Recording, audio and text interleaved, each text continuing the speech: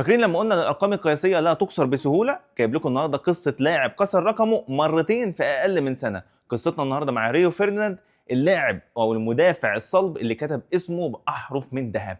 في نوفمبر 2000 ليدز يونايتد يصدم الكل ويتعاقد مع ريو فيرديناند جاي من ويست هام ب 18 مليون جنيه استرليني، اغلى مدافع انجليزي في التاريخ. فيرديناند وقتها اشتغل على نفسه صح، وصل بفريقه لنصف نهائي دوري ابطال اوروبا وكان احسن مدافع في العالم، مدافع صلب، مدافع فعليا لما تشوفه تقول ال 18 مليون جنيه استرليني دول يستحقهم اللاعب ده.